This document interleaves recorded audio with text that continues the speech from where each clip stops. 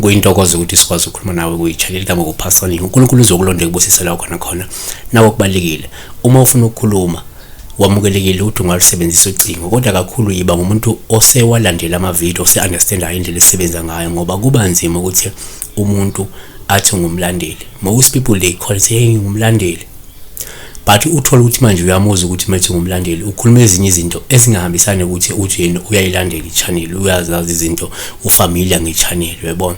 Njengokubuza ukuthi masifuna ukukhuluma nawe funa sikhokha malini, sikhokha kuphi, senza njani, yabo. Zonke lento lezi umuntu ongumlandeli we-channel uyazi ukuthi yonke lento le into engenasidingo. Uma kune number uthatha inumber ufone usizakale kuphela, ngaphandle ukuthi ufake imali, ngaphandle ukuthi ukhokhe. 2, angeke futhi uloku ubuze ukuthi hey ngikhuluma noPastor weningi yini, ngikhuluma nobani, ngoba inumber is my personal number, inumber engena kimi direct, yabona phela, yabo. Futhi abantu baya ngi-WhatsApp, so uku-WhatsApp it's a sign ukuthi awusumlandeli, because if ungumlandeli you understand very well that you cannot use WhatsApp, you cannot use ama-text. It's a sign ukuthi you're not a follower of this channel, you don't really care ngokwazi futhi nge-channel, ngoba uvela umuntu abhali text. Sefuna manje ngiyothenga ama-SMS ngiphendule umuntu olokhuzana kanti kube befonile umlezelo. So you don't text me via SMS or via WhatsApp, you don't do that nganza wethu. Focus on calls, yabo. Sibheka lawo Ayanda Malindi Ayanda Malindi amene mfundisi, ngicela ukubuza uma uphupha amafu asengathi awumlilo usho ukuthini? Usho Ayanda la uMalindi uphupha la ubona amafu ngathi awumlilo, kungenzeka kuwabona ngathi awumlilo, kungenzeka kwabona bovu, uyabona. Ngathi izoba similar impendulo yamafu abovu, impendulo yamafu awumlilo. Nake singakusho number 1, uma uphupha amafu singathatha njengopawulo ubuma amafu ewumlilo. Lokho sikusho ukuthi kumele uqaphele futhi uphenduke, kungenjalo usuke uzobhekana nentukuthelo ezobivela kuNkulunkulu, yabona. uMathewu 16 verse 2 kepha ke waphendula wathi kubo kusihlwa nithi loba lisile lokhu izulu libhejile, yabona. Number 2, uma uphupha futhi amafu kuwuphawu esithathe njengolubuma ewumlilo, ngoba lokho kungaphinde nje kuchaze inkinga ezinzima, kungayichaza izithiyo, noma ke kuchaze ulaka nesijezi sesinzima esobe sivela kwabadala, noma ke ezidalweni zakho, noma ke kwelamathongo, yabona.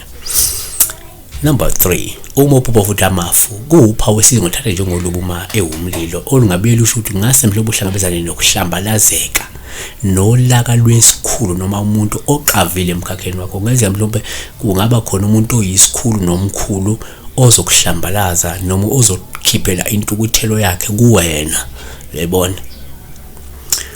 Asivale ngokuthi number 4, uma uphupha futhi amafu kuwuphawu esingathatha njengolubuma amafu ewumlilo noma ke embufu, olungasho ukuthi hayi manje kungenzeka mhlawumbe uzophathwa into ewumkhuhlane, uzophathwa umkhuhlane omkhulu, yabona. Mhlawumbe uzogula kanzima, yabona. uMathewu 16 verse 3 uthena ke kuthi kusa nithi ke namuhla liza kuphendula ngokuba ke libhejile ligoqubele, kanti ukuma kwezulu niyakwazi ukuchaza, kepha izibonakaliso zezikhathi aniziqondi na. So ke yabona ke, so la sibheka nje amafu abovu, amafu awumlilo asuke ekhomba into ewulaka, asuke ngabulaka likaNkulunkulu, ulaka ledalwa noma ulaka labantu abathile, kungakhomba ke inkinga osukuzobhekana nazo, kungaphinde kuchaze nje lapha ukubanjwa umkhuhlane noma ukugula ke ubangwe nezibi.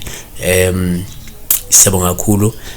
Bheka ke usho wena sekukuwe ke, it's your responsibility to look ukuthi mangibuka lamafu abovu azikhona izikweletu ezikhona ezidalweni zakho, esibeni samathongo engenzeka zikuzela nolaka. Khumbula ukuthi amafu kwaba amafu nenkungu, kwabanye asuke khomba uphawu lwezidalwa, yabona. So bheka ukuthi akukho into eyisikweletu engahle idalele amazinyo abushelelezi nezidalo zakho, noma awoni yini phambi kaNkulunkulu ngendlela ukuthi uNkulunkulu ayisengehlisula ulaka phezulu kwakho, noma uma ukuthi uyasebenza labantu osebenza nabo ubudlelwane benu buhamba kahle yini. Kungenjalo mhlawumbe lo uyobe khona ukuthi hayi ubudlelwane benu babumuncu uzogcina sobhekene neyinkinga, yabona. Uphinde ubheke nanesimo sempilo yakho njengamanje, uyaphila, right, ngumqemane njalo njalo. Siyabonga be blessed.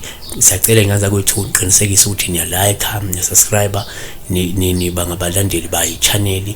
Thina sizoletha impendulo, niyafona futhi, kodwa ke fonani ngendlela efanele nangendlela enibonayo nathi yamukelekile. Nawe ungathandi ungafoni ukukhuluma into engalona iqiniso. Ngaza kwethu into engasiyiqiniso ayisiyiqiniso. Abantu bafone bekhuluma into engasiyiqiniso. Athi omunye umuntu uthatha inamba zami ku Facebook ngithatha inamba zakho ku Facebook, ngiyakubona la ku Facebook manje la Facebook, wena uthi hey mina angikhulumi nabantu ku Facebook. Ngaza kwethu abanye bethi hayi siyakubukela ku TV manje, la ku TV uthi angikhulumi ku TV. Ku TV the only thing engifenyenze sikhulume ngephupho phela. Akukho la bese ngithi mina hey manje ayibonga la. So angikuthanda umuntu bese ekhuluma into engingayisho, yabona. Siyabonga. Bebhlase.